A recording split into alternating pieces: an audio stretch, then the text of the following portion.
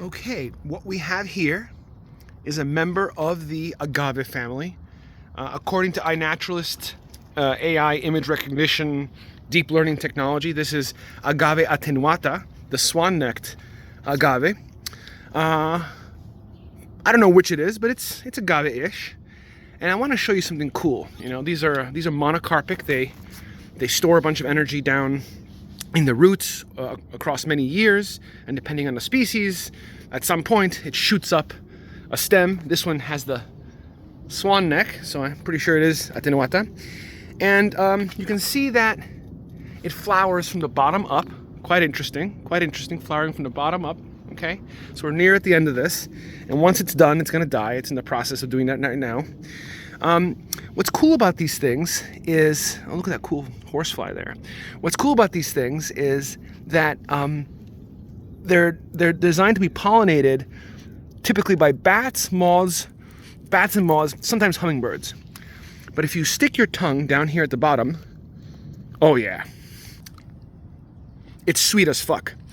And typically it's sweet, if I'm not mistaken, in the pollen. And I find that they're often quite bitter in the ovary, in the female stage. But yeah, whenever you see one of these on the side of the road, you know, in some suburban hellhole, or maybe a suburban nice place, I guess it does exist, you know, stick it on your and taste the goodness, taste the sweetness. Let's take a look at this.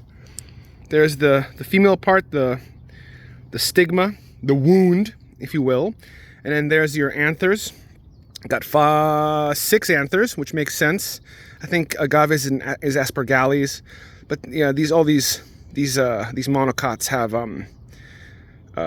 usually they're 3 meris. They got symmetry in 3s, and 6 is 3. Is a version of 3. You can see all the spent anthers here. You can see all the spent pistils there, and these are still doing their whole thing. Let's taste one from the bottom here. See how sweet this one is. Oh, it's drip. You see that? It's dripping nectar. Oh yeah. All right, we're doing it. Oh, that's sweet as fuck. That's really sweet. Yeah, so something pollinated, you know, in its native habitat, which is not the despoiled flatlands of the East Bay here in, you know, California, San Francisco Bay, in its native habitat, wherever that is. Probably pollinated by moths, maybe bats, maybe both, I don't know.